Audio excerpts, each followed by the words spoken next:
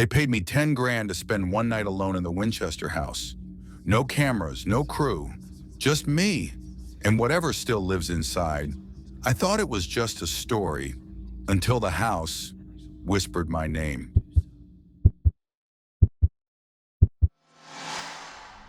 It started with an email. No subject line, no signature, just a single sentence. How brave are you, really? I should have deleted it right there, but something about it, maybe the timing, maybe the silence in my apartment that night, made me open it. Inside was a proposal. They wanted me to spend one full night alone, locked inside the Winchester Mystery House. No crew, no live stream, just me, my camera, my voice. They said it would be part of an exclusive archival experiment, whatever that means. At first I laughed, out loud. I've been running my YouTube channel, Beyond the Veil, for over 5 years. I've been to crumbling asylums, cursed graveyards, even that tunnel in West Virginia where they say the air screams if you breathe too hard. But the Winchester house, that was a different kind of legend. Not just haunted, designed to trap spirits. A house that never stops growing. A house built on grief. Still, I didn't believe in any of that. I mean, not really. I believe in fear, in atmosphere, in stories. But ghosts? Come on. Then I saw the number. $10,000. One night, one voice, one story. It was too clean, too weird, too cinematic. But I emailed back. The response came 10 minutes later. A time, a date, and a digital NDA to sign. No explanation of who was paying, no production company, just a note at the bottom. You will be completely alone. That is the condition. Of course, I joked about it in my next video.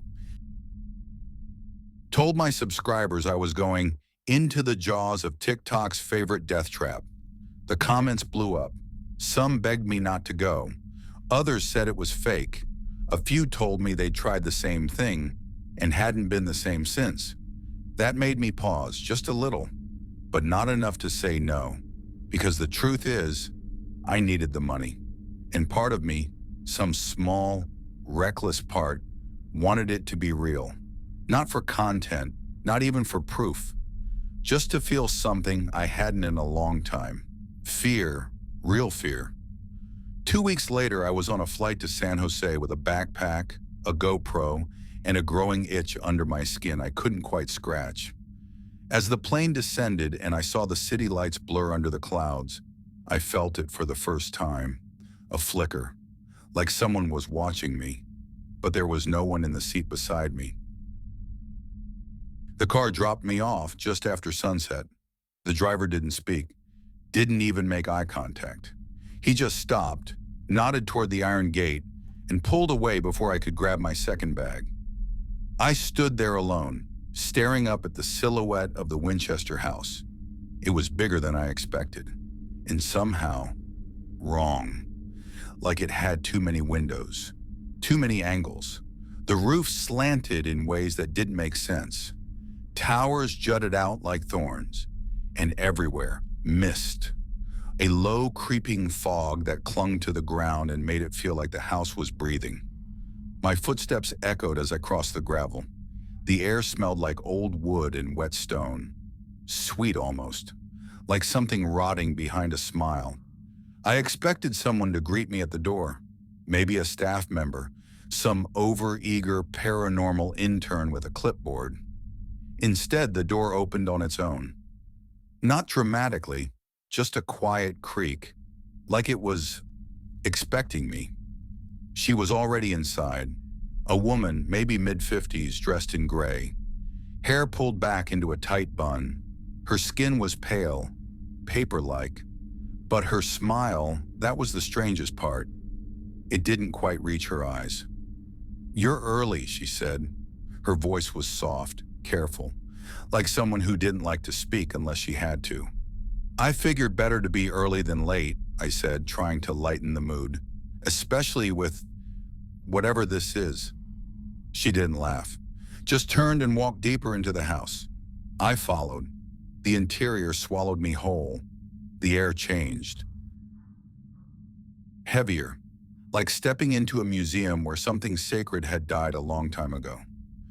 Corridors branched in every direction, doors too narrow, stairs too steep. Nothing was symmetrical. It felt like the walls leaned in just a little more with each step. We stopped in a small room with a round table. One chair, one envelope. She slid it toward me. "This is the waiver," she said. "You'll want to read it carefully." I opened it.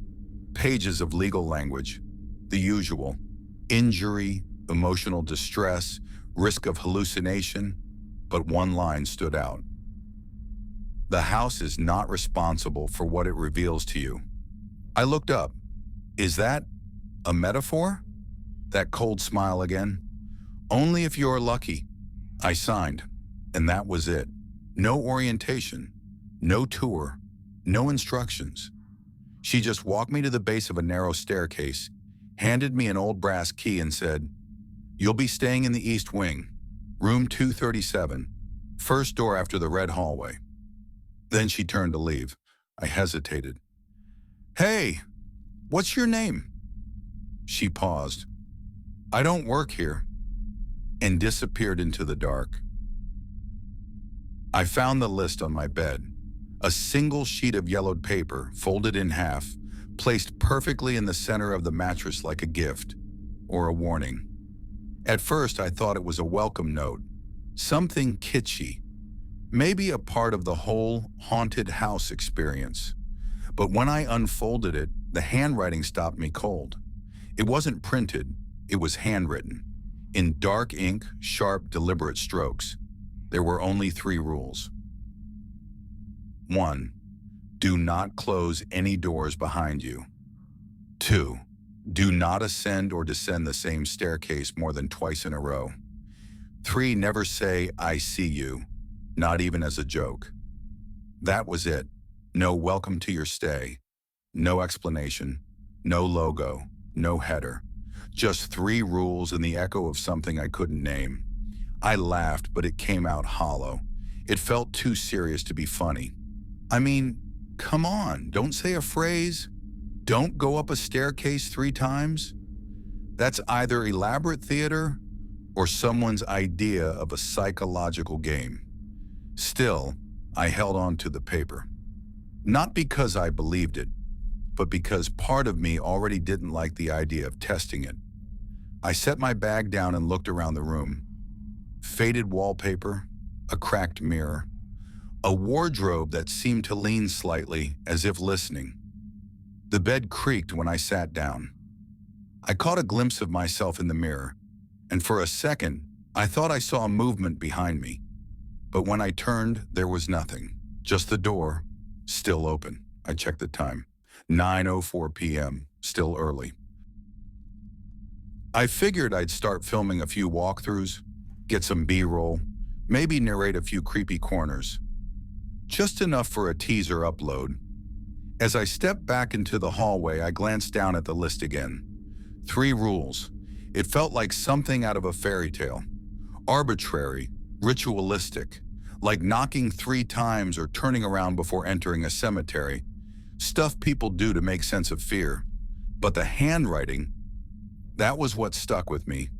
It didn't feel like it was written for a guest. It felt like it was written for me. And when I stepped into the red hallway, the first light overhead flickered. Once, twice, then stayed on. I looked back at the paper in my hand. Didn't fold it, didn't pocket it. I kept it out, just in case. I heard the door slam behind me, not just close, slam, like someone had thrown their whole weight into it. I turned back fast. The hallway behind me was empty. No footsteps, no breeze, just the sound still hanging in the air like smoke. I jogged back, half laughing, trying not to feel the thing crawling up my spine. The front door was shut, solid, immovable. I tried the handle, nothing, deadlocked. I pulled harder, then both hands, then my shoulder. It didn't budge. I checked my phone. No signal. Not even a flicker of a bar. Wi-Fi? No connection. I opened my settings and toggled airplane mode. Nothing. I tried to call my own voicemail out of desperation. The call failed instantly. Okay, fine. That was probably part of the whole setup. They did say I'd be alone. Isolation makes the brain do funny things. It's all part of the experience, right? Right? I stepped back from the door. The hallway stretched out in both directions like it was longer than it had been 5 minutes ago. Like it had grown. The lights overhead buzzed, not loudly, just enough to notice, and one by one they started going out. The first pop came from behind me, then another farther down. Each bulb made a sound like cracking glass before going black. Pop. Buzz. Pop.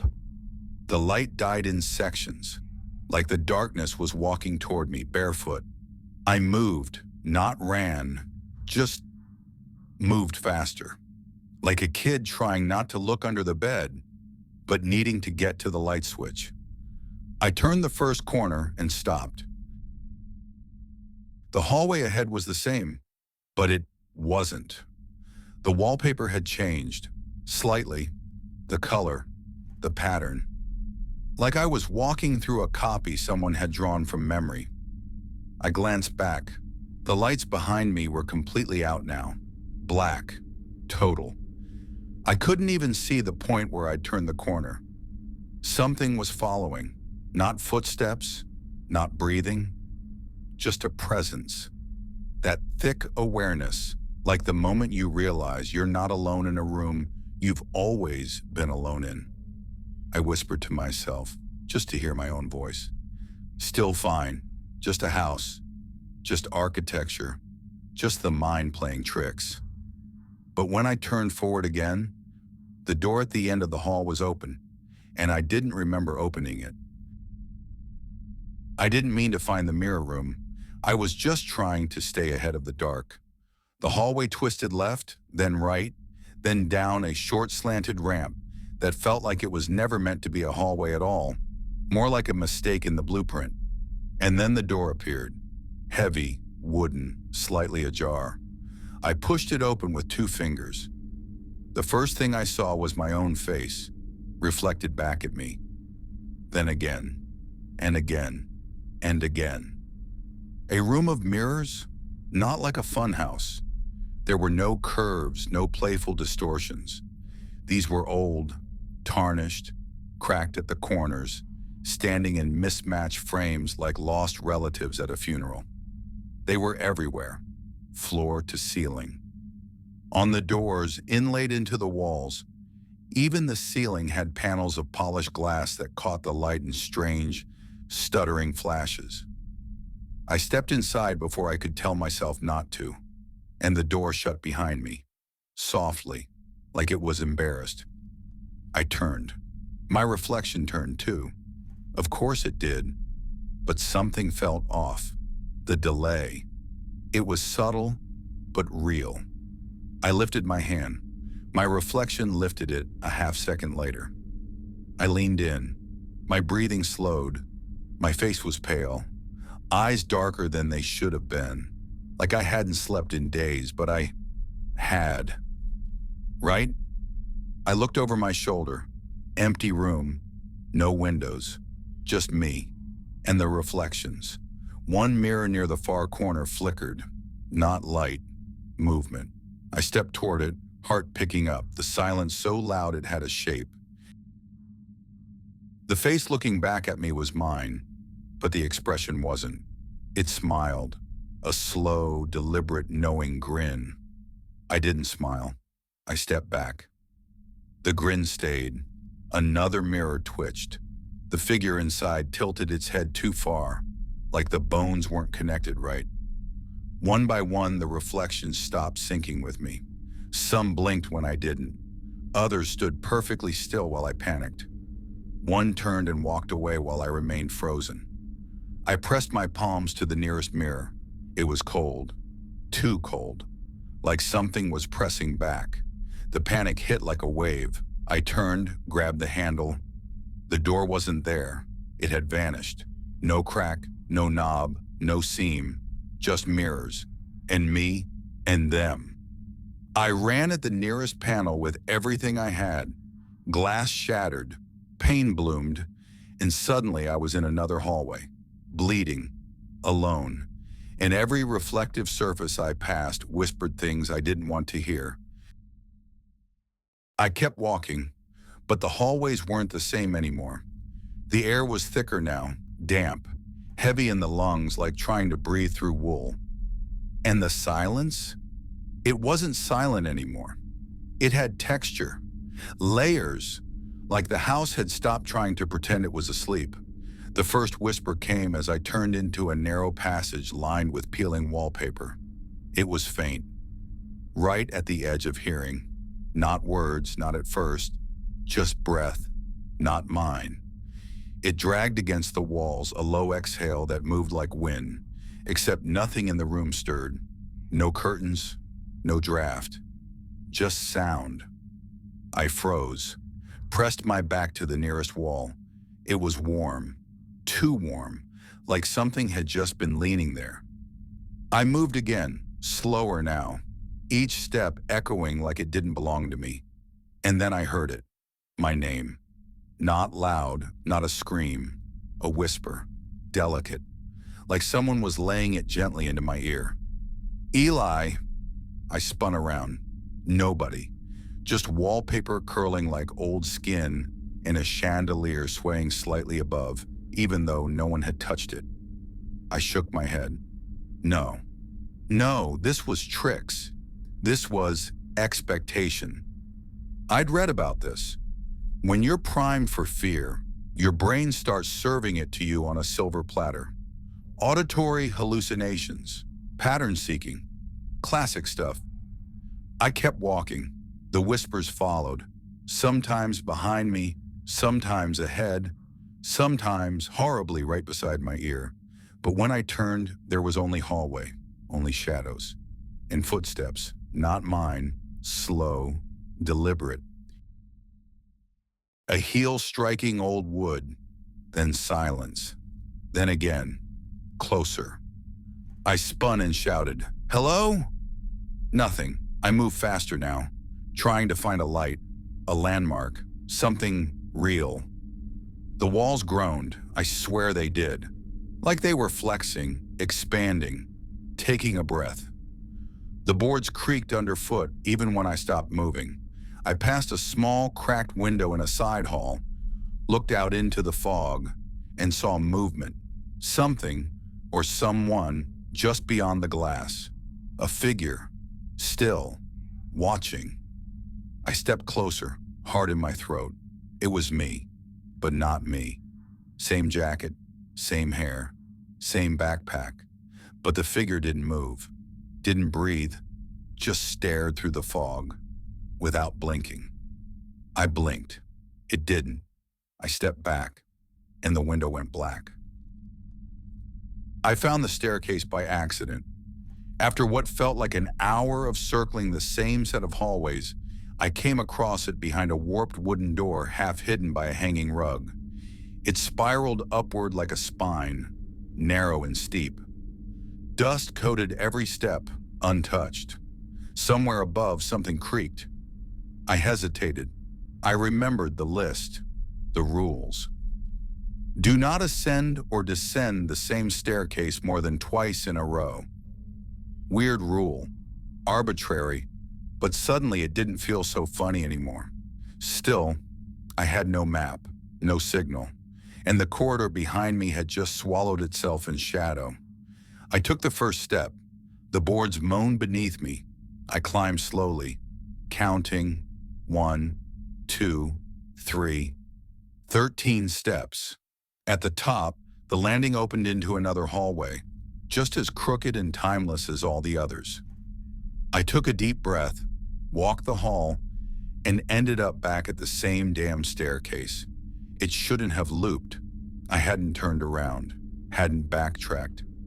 I looked down, then up. The same spiral, the same dust. I climbed again. Second time. Each step felt heavier, like gravity was changing the rules. At the top, same landing, same hallway, same flickering wall lamp, and that awful, high-pitched hum like tinnitus. Only now the wallpaper pattern was upside down. I touched it. The texture was off, slick, almost wet. That's when I should have stopped, but I didn't. I was angry, scared, frustrated in that deep, childlike way where nothing makes sense and you want to break something just to prove you exist. So I took the stairs a third time. The moment my foot hit the last step, the air shifted, like walking through a sheet of ice. The hallway that greeted me wasn't right. It looked the same, but didn't feel the same. Colors were muted. The walls curved slightly inward. Every picture frame on the wall was empty. No faces, just outlines, smudges. The chandelier was missing half its crystals, and the ones that remained dripped something dark onto the floorboards. I tried to turn back, but the staircase was gone. Not behind a door, not hidden, just gone. I stood there, breath ragged, trying to make sense of anything. And then I heard it, a voice, my voice, coming from somewhere deep in the house. Not an echo, not a recording. It was speaking, repeating something I hadn't said yet. "I know you're watching," it whispered. "I know what you want." I turned toward the sound and started walking. I don't know how I found the hidden room. One moment I was following my own voice through a corridor that pulsed like a vein, and the next a panel in the wall slid open without a sound. There was no mechanism, no handle. It just opened, like it had been waiting. Inside, darkness, thick and still. I stepped through. The room was small, windowless, smelled like ash and lavender. The walls were lined with shelves, each packed with brittle yellow papers tied with faded red ribbon. A single oil lamp flickered in the corner, though I hadn't seen anyone light it. I moved toward the desk at the center. On it sat an open letter, ink faded, handwriting frantic, slanted like it had been written while trembling. "They change the house when I sleep." I blinked. The name at the bottom, Sarah. I picked up the letter. Beneath it, more pages. Dozens. Some half-burned. Some soaked in what looked like candle wax. Others torn mid-sentence, as if whoever was writing had been interrupted. The letters weren't journal entries. They were confessions. Warnings. The spirits demand rooms. If I stop building, they whisper louder. It's not madness if the voices follow you into waking. Each one screamed the same truth in 100 different ways. Sarah Winchester wasn't trying to trap the dead. She was trying to survive them. I read on, my hands shaking. I hear them in the pipes, in the walls. They know when I'm alone. I tried to make corridors that loop, doors that go nowhere. It slows them down, confuses them. But they are learning. I see them in the mirrors now, wearing my face. I stopped.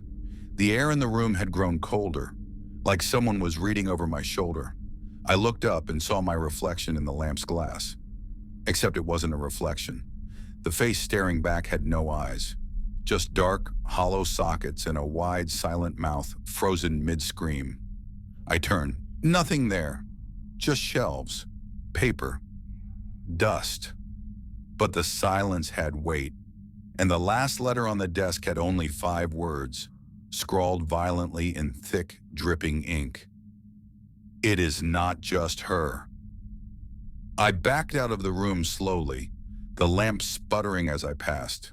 The wall slid shut behind me without a sound, and the voice, my voice, started again, somewhere down the hall, laughing. The laughter faded, but the echo stayed. It bounced through the walls, looping back at me like a delay pedal stuck on replay. Every time I thought it was gone, it breathed again, just faint enough to sound like it came from inside my own chest. I walked faster, not running, not yet. The hallways didn't match anymore. Nothing aligned. A staircase I'd climbed before was suddenly on the ceiling. A door I'd opened now had no knob. It felt like the house was folding, rewriting itself around me. But worse than that, something was watching. Not from the shadows, not from behind, from inside. I don't know how I knew. I just did. My thoughts were no longer my own. I'd think about turning left and hear a footstep already going that way. I'd stop to breathe and feel lungs inhale a second out of sync with mine. It started small. I passed a mirror, what I thought was a mirror, and saw myself lagging behind by half a step. I spoke aloud, just to check, and the words echoed back too fast. Too loud, my voice, but wrong. Like someone who'd memorized the way I speak, but didn't understand why I speak that way. Mocking rhythm, emptied meaning. I tried to trap it. Hid behind a door, waited in silence, listened. And then, so softly, I heard my own voice whisper, right on the other side. "I know what you're doing." I bolted, turned every corner I could find. Didn't care where they led, didn't care about rules, I just needed distance. But the further I ran, the more familiar everything became. The pictures on the walls, from my childhood, my real childhood. The hall clock, my grandfather's, exactly the one he had in his house in Ohio. Even the smell in the air, cedar and laundry detergent, the kind my mother used. It wasn't possible. This house didn't know me. Did it? I stopped in front of a door. My hand trembled on the knob. Inside was a room I hadn't seen in years. Carpeted, soft blue walls, my old desk, a stack of sketchbooks. It was my room, from when I was 10, exactly. I walked in like a sleepwalker, touched the corner of the dresser. It creaked the same way.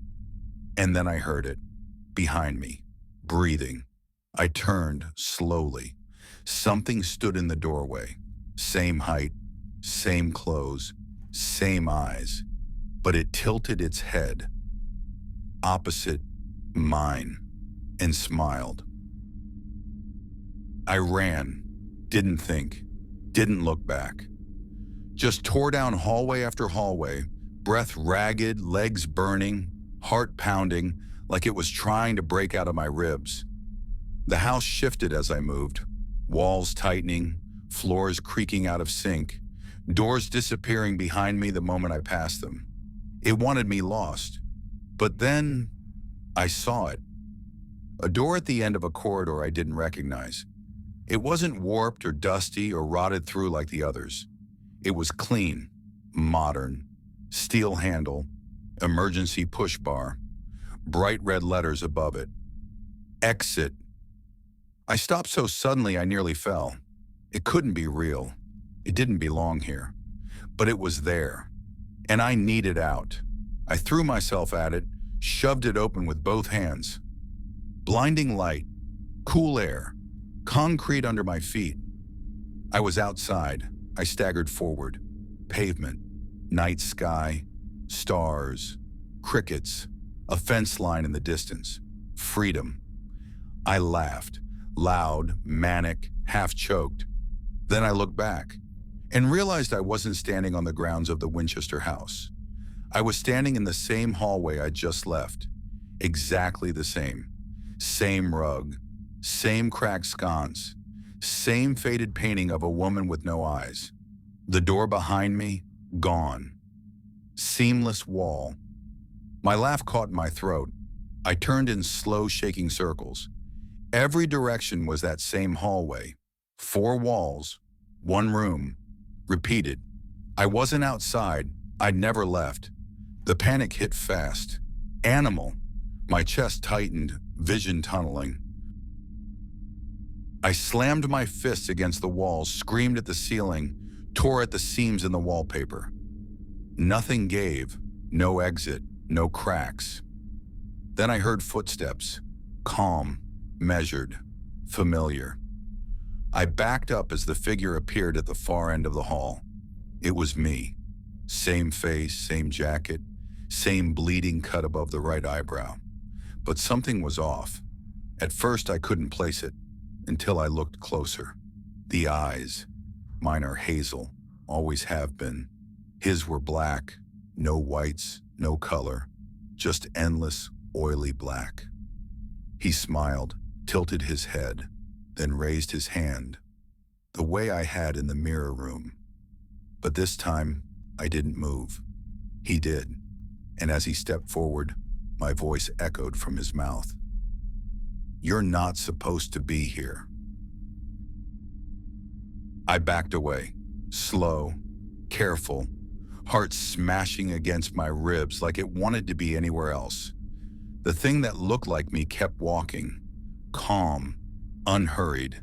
Every footstep was mine, but delayed, like an echo acting on its own.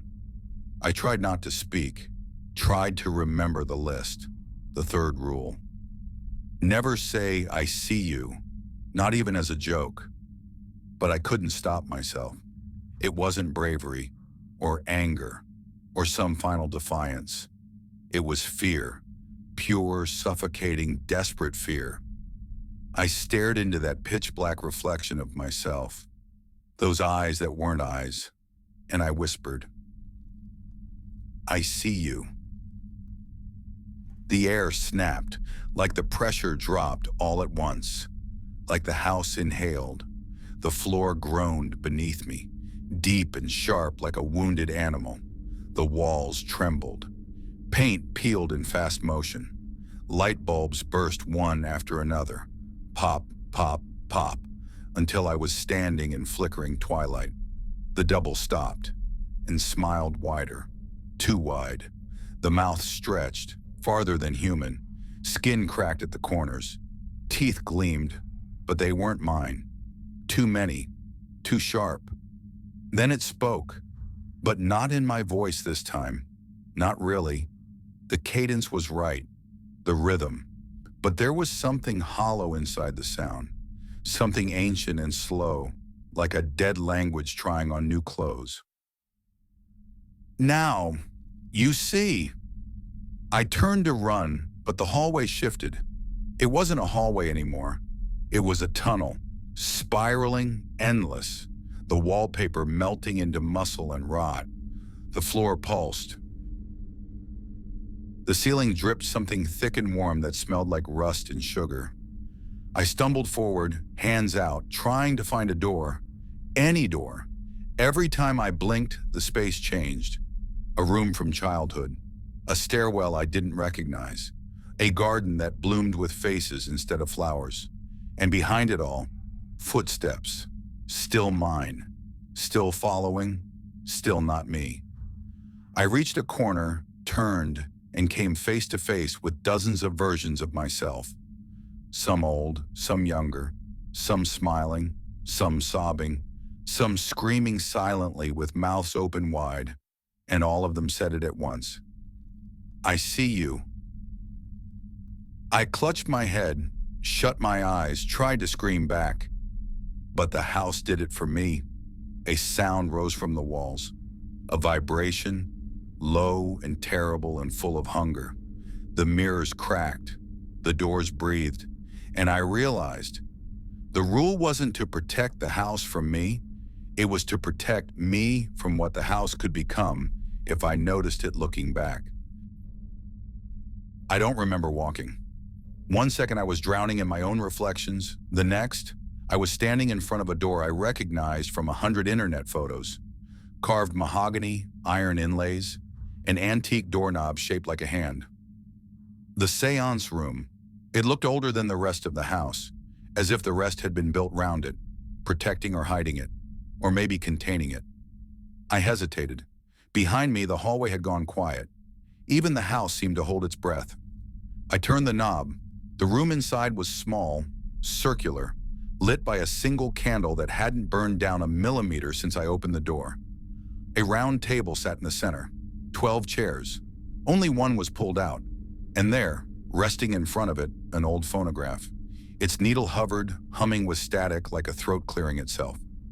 I stepped inside. The door shut behind me. Of course it did.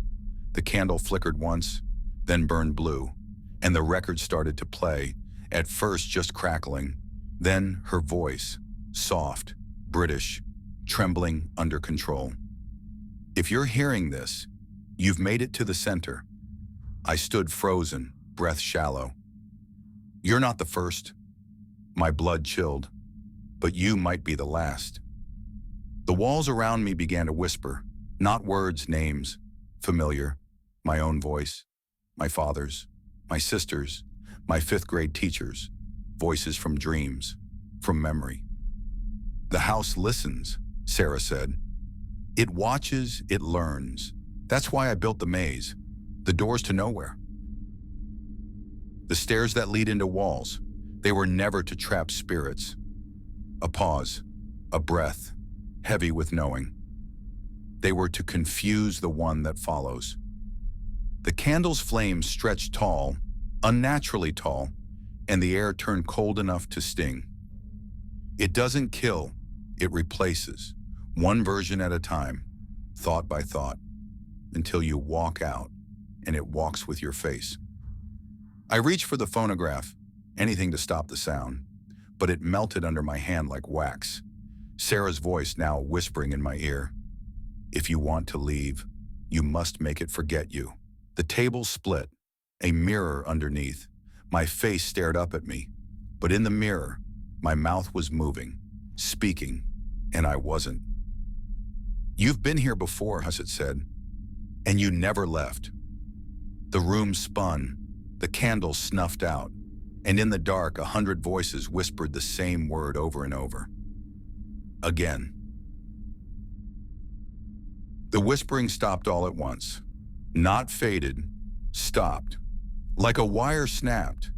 And then, silence so loud it roared. The mirror beneath the seance table rippled, like water in a storm. My reflection shifted, not mine anymore. He was smirking, standing where I was crouched, calm where I shook, his eyes black, his skin pale and stretched like damp paper. He raised his hand, I raised mine, a fraction too late.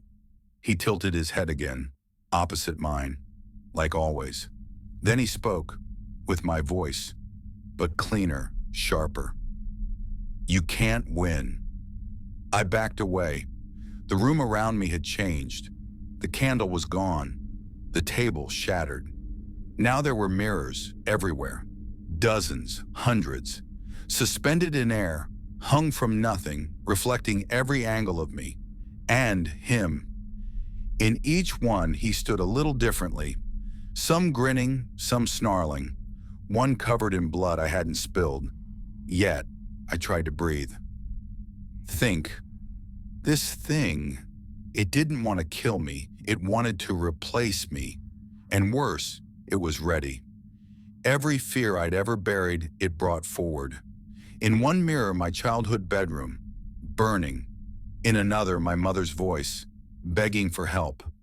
Another showed me alone, old, forgotten, rotting in a hospital bed with no name on the chart. It was a storm of mirrors, a house of my own making, and it knew everything. But then, one reflection caught my eye, a crack, right across the face of the thing wearing me, hairline subtle, but spreading. I focused on it, moved toward that mirror. He hissed. Spoke again. You'll never be more than fear. I stepped closer. You are the lie that built you. Closer. I raised my hand. He did too, mirroring perfectly this time. But I knew now, this wasn't about strength, it was about control. I whispered, "You're not me," and drove my fist through the glass. Shards flew, Light exploded. Pain lanced up my arm, but it was real. The mirrors around me shattered one by one, like dominoes in a hurricane. The thing screamed, not with my voice this time, but something older, broken, cracked with rage. I fell backward as the world folded inward, glass spinning in slow motion, slicing silence into ribbons. And through it all, I saw it. My reflection, the real one. No delay, no tricks, no mimicry, just me. And I held on to it like breath. The sound of glass breaking faded like a dream, and in its place, light, warm, golden. Morning. I blinked. The house was still. No whispers, no footsteps, no shifting walls or mirrored lies, just silence, and sunlight spilling through a tall window at the end of the hallway, soft and golden like a memory you don't trust. I stood up slowly. My hand was bleeding, but it didn't hurt. Nothing hurt. For the first time in what felt like forever, the air smelled like dust instead of rot. I followed the light, down the corridor, past the crooked portraits, past the door I'd never seen before, until I reached the front entrance. It was open, not cracked, not stuck, not hidden behind a trick wall. Wide open. Outside, cameras, flashing lights, police tape, a sea of people behind barricades. Reporters shouted my name, microphones extended like knives. I stepped out and squinted into the sun. A paramedic rushed forward. Someone grabbed my arm, checking my pulse. A woman cried. "You're okay," someone said. "You're safe." I nodded, or I think I did. It didn't feel real. I caught a glimpse of myself in a police car window, hair wild, face pale, shirt torn and spattered with blood. But alive. I was alive. They asked questions. I didn't answer. They gave me water. I couldn't taste it. A man in a suit spoke into a walkie-talkie. "We've got him. Winchester survivor. Copy that." Survivor. The word rang too loud in my ears. Later, someone led me to a black SUV. Said they'd take me to the hospital. I sat in the back, head spinning, body numb. I looked into the rearview mirror and froze. The man in the reflection? He looked like me. Exactly like me. Same clothes, same cuts, same eyes. But as I stared, he blinked. Twice. And I didn't. He tilted his head the wrong way. Just a little. Just enough. And then he smiled. Not wide, not monstrous. Just a twitch of the lips. Polite, familiar. Like he knew a secret I didn't. I turned away fast, heart hammering again, throat dry. Was it the mirror, the trauma, leftover hallucinations, or something else? I pressed my hand to the window, needing to feel something cold, something real. But the glass didn't reflect my fingers, only his. We both breathed, but not in sync. And somewhere deep inside me, a single thought curled and whispered like a forgotten rule. One of us made it out. I don't remember the flight home. People talked to me. Doctors, officers, maybe even reporters. I nodded, signed things, let them take blood. Everything blurred like static. By the time I walked into my apartment, it was dusk. The air inside was still, safe, familiar, except not. The lights felt too warm. My plants were watered, though I'd been gone for days and the wall clock ticked just a little too slow. I shook it off. Trauma messes with time. Memory. It was over. I was out. Alive. I dropped my bag, plugged in my camera, and opened my editing software. Footage loaded. Hour after hour of darkness. Shadows. My voice. My footsteps echoing through warped hallways. And then it shifted. I didn't remember filming some of the clips. In one, I was laughing. Loud, open-mouthed, wild. But I hadn't laughed once in that house. In another, I stood in front of a mirror and whispered something I couldn't hear. Over and over. My lips moved wrong. I paused the video, rewound, frame by frame, and there it was. One frame, a single flicker. My face blinked, not my eyes. My entire face. Like a mask catching static. I stared at the screen. It blinked again, then smiled. The smile from the hallway, from the glass, from the thing that wore me like a skin. No delay, no glitch, just that smile, calm, measured, hollow. I opened the raw files, corrupted, all of them, except one, a folder I hadn't named, inside one clip, titled, "You made it." I hesitated, clicked. The video began with me sitting exactly where I was now. Same shirt, same lighting, same tired eyes. But he leaned closer to the lens, smiled, and said in my voice, "If you're watching this, it worked." I slammed the laptop shut, stood, backed away. The screen stayed black, but I could feel it watching. No mirrors in the apartment. I'd made sure. Still, I saw it, in the shine of the kettle, in the glass of the oven door. Watching, always watching. That night, I uploaded the video. I had to. I needed proof. I needed someone to tell me I wasn't losing my mind. It went viral in hours. People said it was my best work yet. So immersive, they wrote. So real. And then someone commented, "Why does his face blink like that at 12:14? I opened the video again, paused, there, blink, smile. And suddenly I couldn't remember recording the ending. I couldn't remember leaving the house. I couldn't remember anything. So I ask you now, if I'm not me, who's telling this story?